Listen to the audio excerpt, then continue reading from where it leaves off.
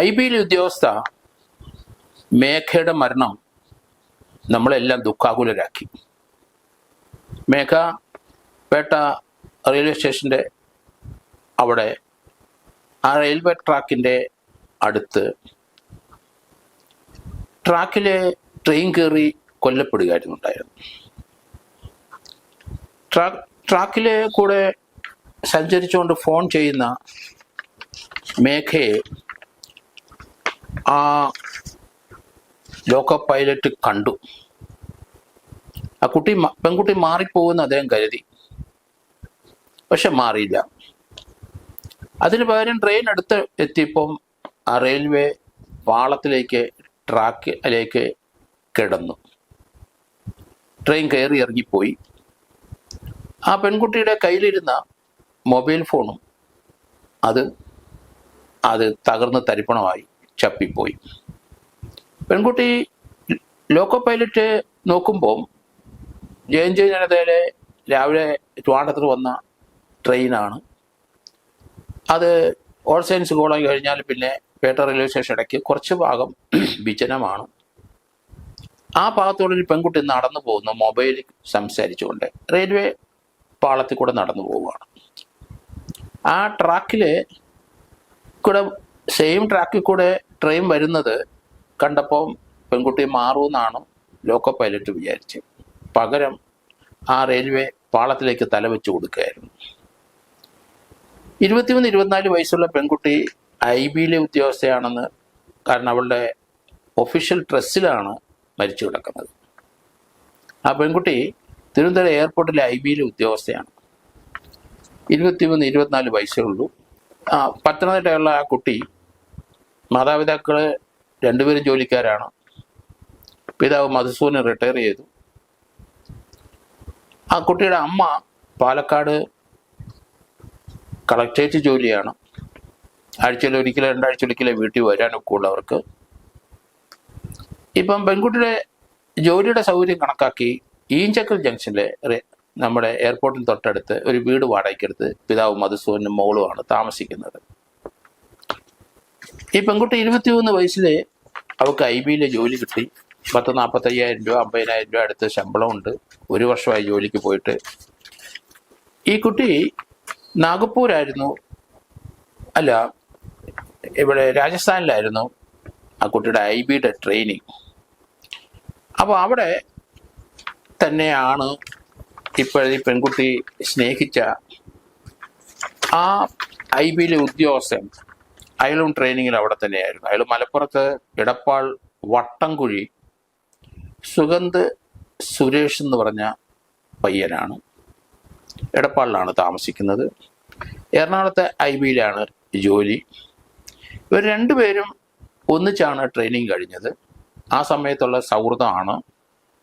ഇവർ രാജസ്ഥാനിലെ IBയിലെ അവിടുത്തെ ട്രെയിനിങ് സെൻറ്ററിലാണ് ഇവർ രണ്ടുപേരും ട്രെയിനിങ് കഴിച്ചത്. രണ്ടുപേരെ 2 സ്ഥലത്തേക്ക് പോസ്റ്റ് ചെയ്തു. ട്രെയിനിങ് കഴിഞ്ഞു ഉടനെ ഒരാൾ ട്രിവാൻഡ്രത്ത് വന്നു, മറ്റേ ആൾ കൊച്ചിയിലെത്തി. അവിടുത്തെ IBയിലാണ്. ഇവർ അവിടെ മുതലുള്ള സൗഹൃദം മുന്നോട്ട് പോയി. രണ്ടുപേരും കല്യാണം കഴിക്കാനൊക്കെ തീരുമാനിച്ചു. ഈ പെൺകുട്ടിക്ക് തിരുവനന്തപുരത്തെ ആവശ്യത്തിനും അവൾക്ക് വീട്ടിൽ നിന്ന് പോയി വരാനും ഒക്കെ ചേർന്ന് പിതാവ് ഒരു കാർ വാങ്ങിച്ചു കൊടുത്തു. പക്ഷെ ആ കാറ് എറണാകുളത്ത് കൂടെ സഞ്ചരിക്കുന്നതായിട്ട് പിതാവ് കണ്ടു. അവിടെ ടോൾ പ്ലാസയിൽ അവിടെ ടോള് കൊടുത്തിട്ട് പോയിട്ടുണ്ട്. അത് പിതാവിൻ്റെ പേരിൽ ആ വാഹനം രജിസ്ട്രേഷൻ ആയതുകൊണ്ട് അതിൻ്റെ ടോളിലെ പൈസ കൊടുത്തതിൻ്റെ അക്കൗണ്ട് അദ്ദേഹത്തിൻ്റെ അക്കൗണ്ടിലാണ് വന്നിരിക്കുന്നത്.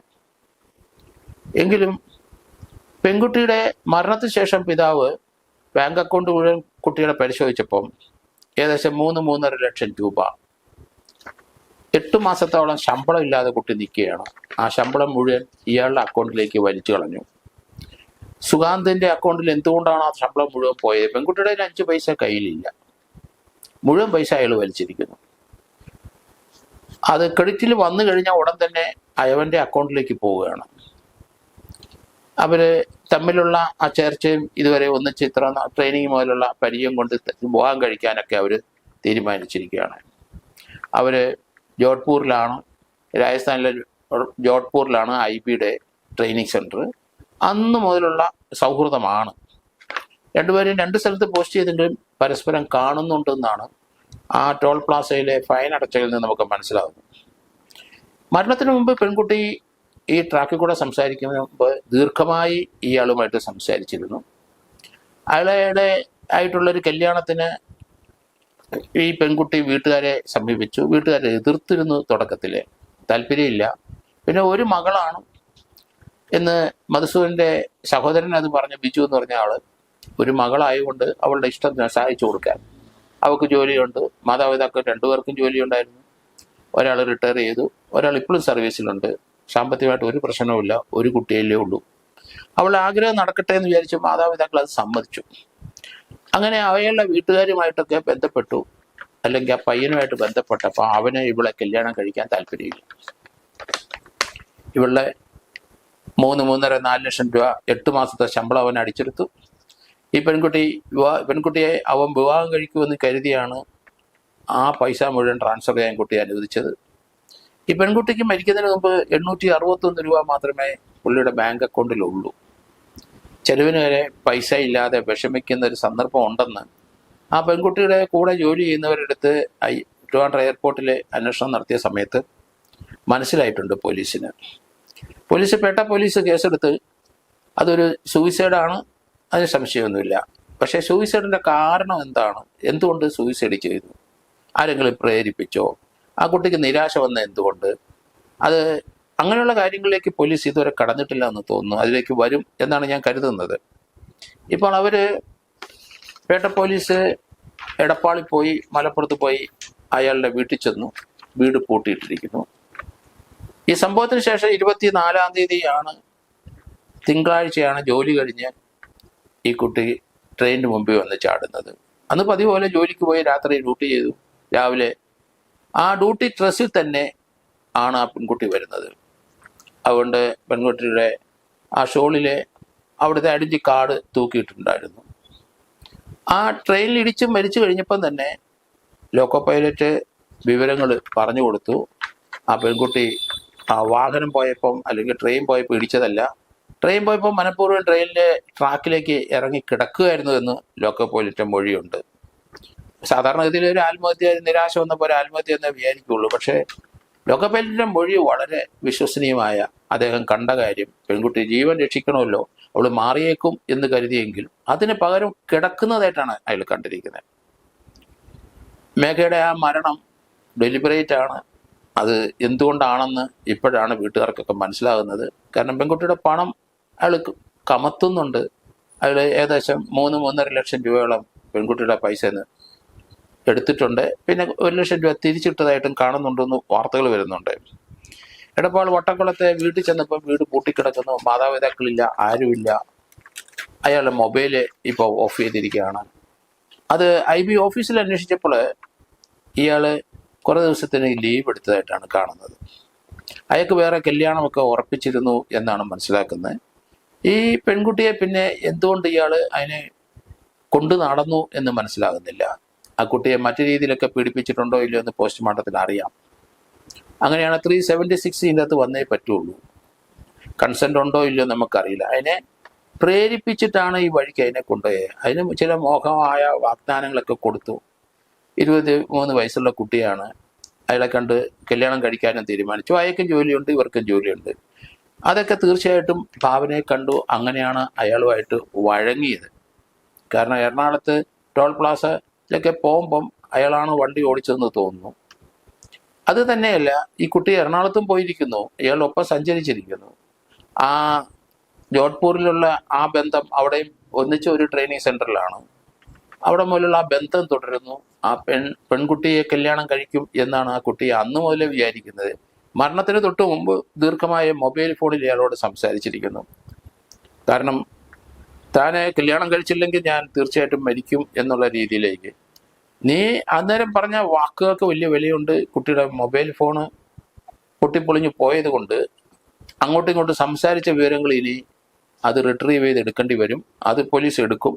കൂടുതൽ വിവരങ്ങൾ ഇയാളെപ്പറ്റി, ഇയാൾ എന്താണ് ഈ കുട്ടിക്ക് വാഗ്ദാനം കൊടുത്തിരുന്നതെന്നും അതിനകത്ത് പറയുന്നുണ്ടാവും. ആ പെൺകുട്ടിയെ ചതിച്ചു, അപ്പോൾ അതൊരു പ്രേരകമായ ആ മരണത്തിലേക്ക് പ്രേരകമായ ഒരു ഘടകമാണ്. എന്തായാലും പെൺകുട്ടിയുടെ പിതാവ് മധുസൂദനൻ IBക്കും ADGPക്കും പേട്ട പോലീസ് സ്റ്റേഷനിലും കൂടുതൽ അവരുടെ താമസിക്കുന്ന കൂടൽ സ്ഥലത്തും അവിടുത്തെ കൂടൽ പോലീസ് സ്റ്റേഷനിലും പരാതി കൊടുത്തിട്ടുണ്ട്. പത്തനംതിട്ട ജില്ലയിലാണ് കൂടൽ. എന്തായാലും കുട്ടിക്ക് ഒരു 45-50,000 രൂപ അടുത്ത് ശമ്പളം ഉണ്ടെന്ന് നമ്മൾ വിചാരിച്ചോണം.